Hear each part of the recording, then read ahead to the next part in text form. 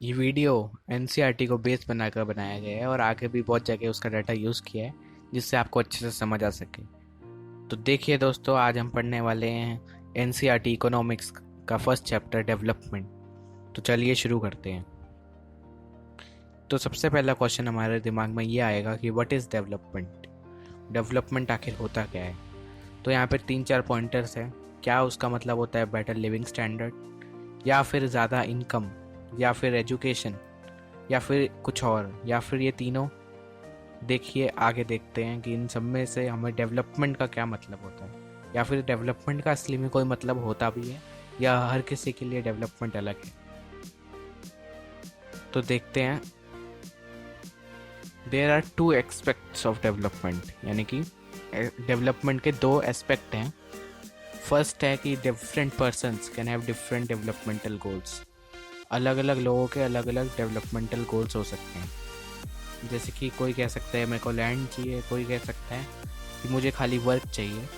जैसे अगर हम यहाँ पे कार्टून में देखें तो यहाँ पे एक बच्चा अपने पापा से बोल रहा है कि एक दिन मैं कार चलाऊँगा, पर वो कह रहा है कि जैसे हमारी कंट्री है, तुम खाली इतनी होप कर सकते हो कि एक दिन तुम्हें जो रिक्शा चला रहे हो वो तुम्हारा खुद का हो। जबकि एक और ऊपर ही एक कार्टून एनसीईआरटी से लिया है जिसमें एक इंसान गाड़ी चलाकर जा रहा है और कह रहा है कि ये स्लम वाले लोग डेवलप नहीं होना चाहते, और असली में उनके लिए डेवलपमेंटल कोई अलग हो सकता है और वो चाहकर भी वो डेवलप नहीं हो पा रहे हो सकते हैं। तो इसलिए हमें ये पता चलता है कि different persons can have different developmental goals, और जो एक के लिए डेवलपमेंट है वो नेसेसरीली दूसरे के लिए डेवलपमेंट नहीं है, और इवन वो दूसरे के लिए डिस्ट्रक्टिव भी हो सकता है। जैसे कि अगर हम नर्मदा वैली में अगर एक डैम बनाने की बात करें तो वहाँ पे जो आदिवासी हैं वो उनके लिए डेवलपमेंट नहीं है, क्योंकि वो उसे वहाँ से डिस्प्लेस कर देगा, उन्हें कहीं और जाना पड़ेगा। जबकि वो बाकी लोगों के लिए, रूरल पीपल के लिए वो डेवलपमेंट हो सकता है, क्योंकि वो एक, या गवर्नमेंट के लिए वो डेवलपमेंट हो सकता है क्योंकि वो एक बेटर सोर्स, बेटर अपॉर्चुनिटी देगा। तो यहाँ पे एक और टेबल है जिसे हम फिल करेंगे। तो आप वीडियो को पॉज करिए और सोच के देखिए कि यहाँ पे फार्मर्स और ये जो 2-3 कॉलम खाली हैं या इसमें क्या भर सकते हैं हम। अब अगर आपने कर लिया हो तो हम देखते हैं लैंडलेस रूरल लेबरर। तो इसका डेवलपमेंटल गोल क्या हो सकता है। इसका डेवलपमेंटल गोल हो सकता है ज़्यादा दिन इसे काम मिले और बेटर वेज मिले, क्योंकि वो लैंडलेस है तो वो अपनी लैंड का गोल भी करेगा और साथ में, पर उसका मेजर अभी छोटा गोल क्या होगा कि उसे काम मिल जाए और उसकी इनकम चलती रहे और वो खा पी पाए। तो वो एक और वो अपनी इच्छा भी रख सकता है कि उसके बच्चे स्कूल में पढ़ पाएँ, अच्छी एजुकेशन मिले उन्हें, और उसकी इच्छा हो सकती है कि उसके साथ डिस्क्रिमिनेशन ना हो क्योंकि वो लैंडलेस है इस वजह से या किसी भी और वजह से, और वो चाहता होगा कि वो भी लीडर बन पाए। ये सब उसकी विश हो सकते हैं, डेवलपमेंटल गोल हो सकते हैं। अब उसके विपरीत एक प्रॉस्परस फार्मर है, यानी कि एक अमीर फार्मर है। वो क्या चाहेगा, वो अब ये तो चाहेगा नहीं कि मैं कहीं और जाके काम कर पाऊँ। वो ये चाहेगा कि जो मेरी फील्ड की इनकम है वही ज़्यादा मिले, और मेरे पास जो लेबरर आए मैं उनसे चीप में काम करवा पाऊँ। वो ये भी चाहेगा कि उसके बच्चे अच्छी जगह पढ़ पाएँ, बाहर सेटल हो सके। इसके अलावा हम देखते हैं कि फार्मर जो रेन पे डिपेंड करता है क्रॉप के लिए, उसका गोल क्या हो सकता है, ज़्यादा उसे गवर्नमेंट इरीगेशन फैसिलिटीज़ प्रोवाइड करे, ये उसका गोल हो सकता है। और एक रूरल वुमेन का क्या गोल हो सकता है, ये आप हमें कमेंट बॉक्स में बताइएगा। अर्बन अनएम्प्लॉयड यूथ का क्या हो सकता है, अनएम्प्लॉयड, तो यानी कि उसका गोल हो सकता है कि मेरे को एम्प्लॉयमेंट मिले। Rich boy from urban family, कि वो बाहर जा सके या फिर अच्छी जगह पढ़ सके, उसे अच्छी जगह जॉब मिले या फिर वो अपना बिजनेस स्टार्ट कर सके। आदिवासी फ्रॉम नर्मदा वैली, ये भी मैंने आपको बताया था, तो आप कमेंट करके बताइए। तो अब हम देखते हैं कि इनकम एक मेजर गोल तो है, ये तो हम सब मानेंगे, पर क्या इनकम ही एक ओनली गोल है, ये भी देखना ज़रूरी है कि क्या इनकम के अलावा भी कोई गोल हो सकते हैं और क्या उनकी भी उतनी ही इम्पोर्टेंस है जितनी इनकम की है। तो देखते हैं। तो एक एग्जांपल है फ्रेंडशिप जो बुक में दिया है। तो वैसे तो हम इसे गोल नहीं मानेंगे, पर अगर हम एक्सेप्ट करें कि कोई फ्रेंड ना हो तो बेसिकली ये भी एक गोल हुआ, लाइफ का तो गोल हुआ। डेवलपमेंटल गोल हम कह तो सकते हैं कि ना हो तो कोई नहीं, पर 1-2 दिन ना हो तो अकेले हो जाएगा, सोशल एनिमल है ह्यूमन, इसलिए ये भी एक डेवलपमेंटल गोल है। इसके अलावा भी गोल हो सकते हैं, यानी कि इनकम ही मेजर गोल नहीं है। तो अब हम नेशनल डेवलपमेंट पे आते हैं। अभी हमने इतना तो पढ़ लिया कि डेवलपमेंट अलग अलग लोगों के लिए अलग अलग होता है, तो फिर नेशन डेवलप कैसे होता है, हम कैसे कहते हैं कि नेशन डेवलप्ड है। तो हमने अभी पढ़ा कि we have seen that individuals अलग अलग डिफरेंट गोल्स सीख करते हैं, तो हर किसी का डेवलपमेंटल गोल अलग है। तो हमें ये बहुत ज़रूरी है कि हम ये सोचें कि सबको हम मिलजुल के चलना है। तो हम ये भी ज़रूरी है कि जान ले कि हर किसी का डेवलपमेंट का मतलब अलग हो सकता है, नेशन के लिए भी और ख़ुद के लिए भी, और कॉन्फ्लिक्टिंग नोशंस भी हो सकते हैं। कोई कह सकता है कि कंट्री को एजुकेशन पे फोकस करना चाहिए ज़्यादा, कोई कह सकता है कि नहीं अभी हेल्थ पे ज़्यादा करना चाहिए। तो ये अलग अलग डेवलपमेंटल गोल्स कोई पर्सनस के हो सकते हैं कंट्री के लिए। तो पर क्या हमें सबको इक्वली इम्पोर्टेंट समझना चाहिए, या फिर जो अगर कन्फ्लिक्ट्स हो रहे हैं तो हम कैसे डिसाइड करें कि कौन सा ज़्यादा है। असली में इसकी कोई एग्जैक्ट डेफिनेशन है ही नहीं। नेशनल डेवलपमेंट का मतलब ही है कि हम इन सब क्वेश्चंस के आंसर सोचें और उसके बाद एक बेटर डेवलपमेंट, एक बेटर फंक्शन कर पाएँ। तो फिर हम कैसे कहते हैं कि कंट्रीज़ डेवलप्ड है, या फिर हम कैसे कंपेयर करते हैं कि ये कंट्री ज़्यादा डेवलप्ड है, ये स्टेट कम डेवलप्ड है। तो देखते हैं, फॉर कंपेयरिंग कंट्रीज़ हम इनकम सबसे इम्पोर्टेंट क्राइटेरिया मानते हैं। तो इनकम सबसे इम्पोर्टेंट हमने देखा था कि इनकम के अलावा भी गोल्स हो सकते हैं, वो भी हम आगे देखेंगे। पर अभी के लिए हम इनकम को सबसे इम्पोर्टेंट क्राइटेरिया मानते हैं। पर इनकम पर्सनल की नहीं, एक कंट्री की। तो सबसे पहले पर्सन की तो पता थी हमें इनकम क्या है, पर इनकम ऑफ कंट्री होती क्या है। तो इंट्यूटिवली द इनकम कंट्री क्या है, income of all the residents of that country. उस कंट्री के जितने भी रेजिडेंट्स हैं उन सब की इनकम का सम, तो हमें टोटल इनकम देगा।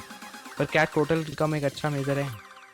नहीं। जैसे अगर यूएसए है तो उसकी पॉपुलेशन कम है, तो हम उसको अगर चाइना से कंपेयर करें जिसकी पॉपुलेशन बहुत उसके कंपैरिजन में, तो हमें लगेगा कि चाइना ज़्यादा डेवलप्ड है, पर असली में यूएस से ज़्यादा डेवलप्ड है। तो हम कैसे देखते हैं? हम देखते हैं कि टोटल इनकम जो हमने निकाली है, टोटल को अगर हम डिवाइड कर दें उस कंट्री के पॉपुलेशन से, तो हमें एक मेज़र मिलता है जिसे हम कहते हैं एवरेज इनकम। एवरेज इनकम जिसे हम कहते हैं, या फिर पर कैपिटा इनकम जिसे कहते हैं। पर कैपिटा इनकम या फिर एवरेज इनकम, ये एक टोटल इनकम से ज़्यादा इम्पोर्टेंट मेज़र है जो आजकल फॉलो करते हैं। आप भी जान पाएंगे, आप भी समझेंगे कि एवरेज इनकम ज़्यादा इम्पोर्टेंट मेज़र है। तो फिर हम उसी क्वेश्चन पे आ जाते हैं, कौन अमीर कौन गरीब, कौन सी कंट्री में ज़्यादा पैसे हैं या कौन सी डेवलप्ड है। तो सबसे पहले ये किसने बताया है? ये बताया हमें वर्ल्ड बैंक ने, जो कंट्रीज़ को किस बेसिस पे कंपेयर करता है, on basis of their average income. तो इसने बताया है कि पर कैपिटा इनकम जिसकी 12,056 डॉलर से कम है, या सॉरी उससे ज़्यादा है, तो वो रिच कंट्रीज़ है। यानी रिच कंट्रीज़ जिसकी इनकम 955 डॉलर से कम है, वो लो इनकम कंट्रीज़ है। हमने ये वैल्यूज़ याद करने की ज़रूरत नहीं है, ये खाली समझ आने के लिए, समझाने के लिए। इंडिया कहाँ आता है? लो मिडिल इनकम कैटेगरी में। इसकी इनकम है $18 1820, यानी कि लो इनकम कंट्री से ज़्यादा है पर रिच कंट्री से बहुत कम है, तो इसलिए हम इसे low middle income country group में रखते हैं। ठीक है, तो अब डेवलपमेंट कहाँ से आई रिच में? तो हम देख रहे हैं कि जनरली रिच कंट्रीज़ डेवलप्ड होती हैं। जनरली, ये बहुत इंपॉर्टेंट वर्ड है। क्यों? क्योंकि और भी मेजर्स मैंने बताया था, वो आगे देखेंगे। और पर्टिकुलरली स्मॉल कंट्रीज़ में पॉपुलेशन कम है, तो इसलिए उनका एवरेज भी ज़्यादा आता है, तो इसलिए उन्हें हम डेवलप्ड बोल नहीं सकते, पर उनकी इनकम ज़्यादा है। तो यहाँ पर लिखा है द रिच कंट्रीज़, यानी कि ये रिच सारी हैं, पर रिच जो भी कंट्रीज़ हैं उनमें खाली कुछ ही डेवलप्ड हैं, सारी डेवलप्ड नहीं है। जैसे कि कुछ कंट्रीज़ ऑफ मिडल ईस्ट और सर्टन स्मॉल कंट्रीज़ डेवलप्ड नहीं कहते, पर वो भी रिच होती हैं। क्यों नहीं कहते? क्योंकि उसमें बाकी फैसिलिटीज़, बाकी डेवलपमेंट नहीं हुई है, खाली वो रिच हैं।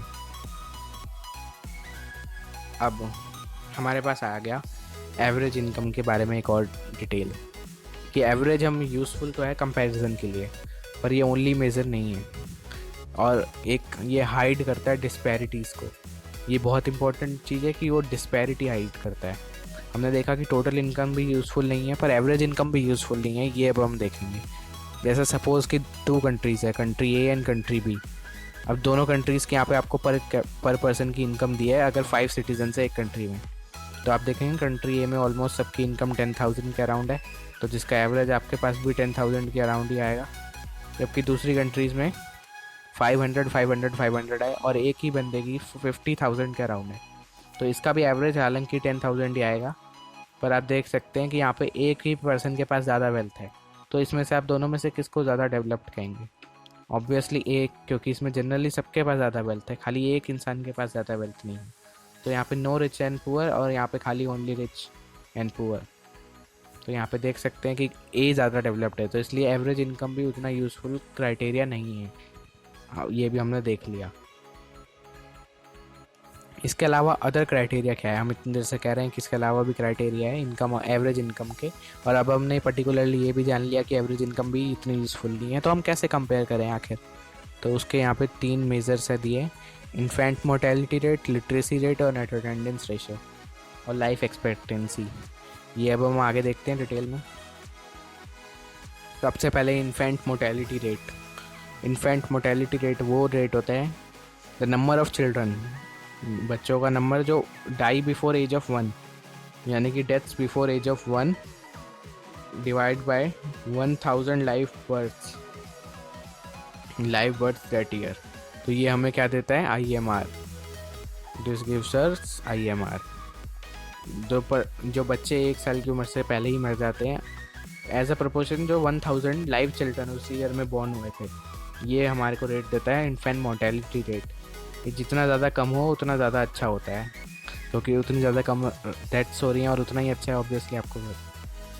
दूसरे हमारे पास आता है लिटरेसी रेट और नेट अटेंडेंस रेशियो।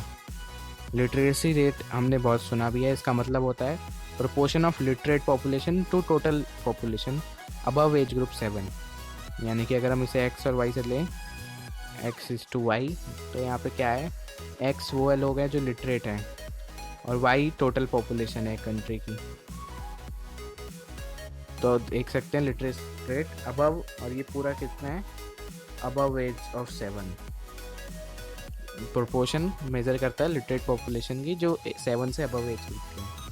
अब दूसरी चीज़ है हमारे पास नेट अटेंडेंस रेशियो। ये रेशो है 14 से 15 एज ग्रुप के बच्चों का जो स्कूल अटेंड कर रहे हैं, ऐसा रेशो, टोटल रेशो कि जिनको करना सबको, जो टोटल एज ग्रुप के पर्सन बच्चे हैं।